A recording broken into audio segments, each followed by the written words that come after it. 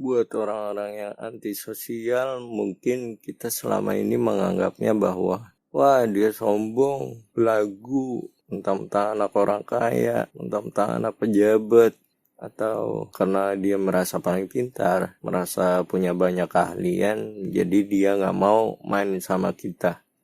Padahal bagi sebagian orang yang dianggap antisosial itu, nggak semuanya benar-benar antisosial. Jadi begini, ada sebagian orang yang memang dia itu, aku menyebutnya cerdas. Jadi ada kaidah yang mau aku perkenalkan di sini, yaitu pernah nggak kalian mendengar kalimat seperti ini? Kalau berteman jangan pilih-pilih. Pasti kalian pernah kan mendengar kalimat itu? Memang ada benarnya, tetapi seringkali orang salah memahami konteks. Prinsip yang benar adalah berteman itu harus pilih-pilih, tetapi dalam konteks kebaikan atau keburukan yang ada pada teman, pergaulan, atau orang tersebut. Jadi, jika teman atau pergaulan tersebut nggak bisa membawa pengaruh baik bagi diri dan kehidupanmu, ya maka kamu sebaiknya nggak bergaul dengan mereka, walaupun tetangga, walaupun teman dari kecil, bahkan saudara.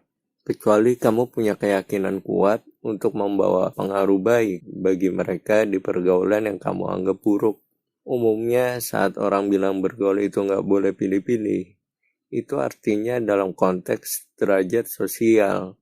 Jadi mau tua atau muda, mau dia kaya atau miskin, mau apapun latar belakangnya, dan lain sebagainya, dalam konteks itu kamu baru nggak boleh pilih-pilih.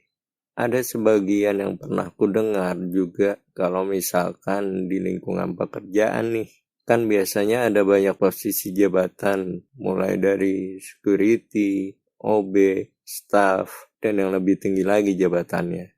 Tetapi ternyata setiap divisi itu berkubu-kubu. Artinya kalau bergaul cuma mau sama yang satu divisi aja. Padahal di perusahaan itu dalam satu gedung banyak divisi yang harus bekerja sama dengan baik satu sama lain. Tapi karena nggak ada kedekatan yang baik, jadinya perusahaannya nggak berkembang.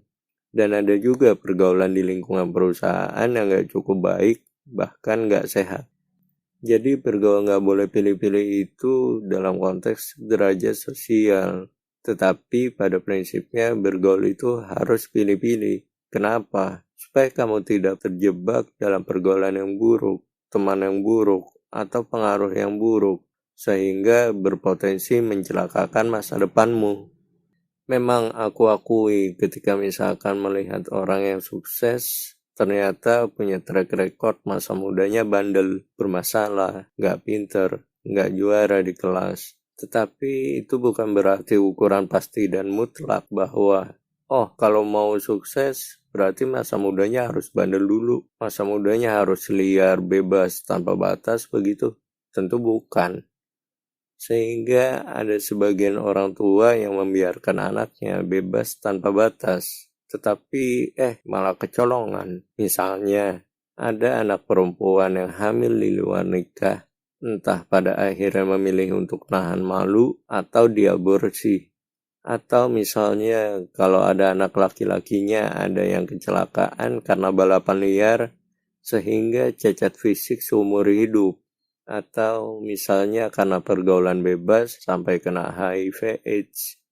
Atau ada juga yang kena narkoba sehingga harus dipenjara karena mereka pemakai juga pengedar.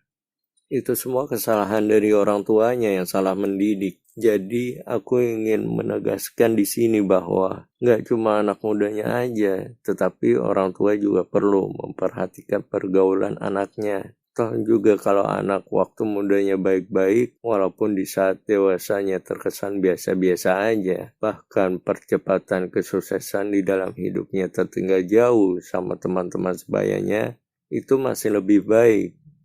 Yang penting tugas orang tua adalah mendidik anak dengan baik selamat dunia akhirat. Bapaknya tahu tugasnya sebagai seorang bapak, seorang ibu pun juga tahu tugasnya bagi anak-anaknya. Buat kalian juga jangan takut, jangan minder, jangan bersedih hati kalau misalnya kalian yang sudah mulai untuk meninggalkan pergaulan atau teman yang buruk. Bertahanlah. Aku di sini berusaha untuk meyakinkanmu supaya kamu bertahan. Mungkin kamu akan menghadapi yang namanya kecemburuan sosial. Ketika kamu diejek, oh lu udah gak main lagi sama kita nih, belagu lu, sombong lu, biarin aja. Begini ya, aku di sini mencoba untuk menguatkan kalian yang sudah mulai berani untuk meninggalkan pergaulan atau teman yang buruk, dan juga kalian yang belum berani karena banyak alasan. Coba dengarkan ini baik-baik. Seandainya akhirnya nanti kamu tahu kesudahannya akan menjadi orang buruk karena pergaulan atau teman yang buruk itu, maka pertanyaannya sederhana. Kalau kamu terkena keburukan yang tadi-tadi itu, yang kecelakaan, HIV, atau kena narkoba, dan lain sebagainya, apakah mereka akan bertanggung jawab atas keburukan yang menimpamu?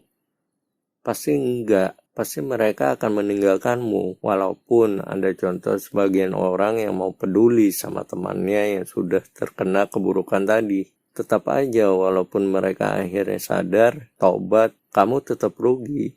Kamu harus move on, melanjutkan kehidupanmu dengan keburukan yang kamu tuai dari apa yang kamu tanam sebelumnya. Akibat bergaul dengan teman yang buruk, masuk ke dalam pergaulan yang buruk.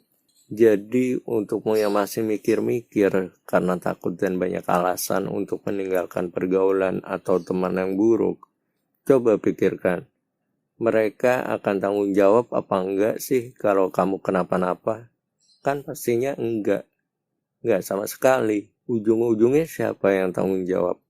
Orang tuamu yang kasihan, orang tuamu juga yang susah, belum bisa banggain orang tua, menyenangkan, membahagiakan orang tua, tapi malah menyusahkan mereka. Dan itu adalah segagal-gagalnya anak. Apakah lagi-lagi setelah kamu mendengar ini masih mau mengambil resiko bergaul sama orang buruk, sama teman yang buruk, masuk ke dalam pergaulan yang buruk? Kalau kamu masih sehat akalnya, harusnya enggak, dan stop itu semua mulai hari ini.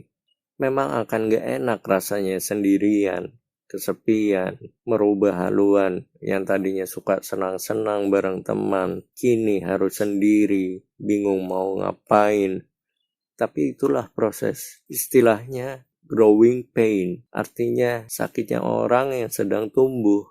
Ketika seorang bayi mau numbuh gigi kan gak enak rasanya. Tapi semua orang akan setuju bahwa ya lebih enak punya gigi daripada gak punya gigi kan?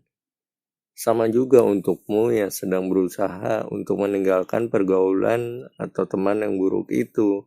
Di awal rasanya memang sakit, gak enak rasanya, perasaan campur aduk. Tetapi pada akhirnya kamu akan bersyukur bahwa kamu terselamatkan dari pergaulan atau teman yang buruk.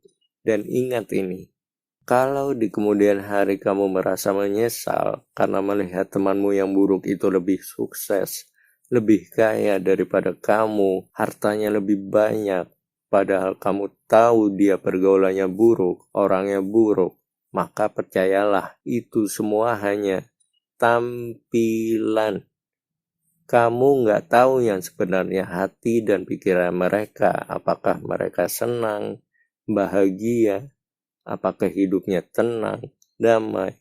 Nggak ada yang benar-benar tahu. Tapi kepastiannya adalah dirimu sendiri.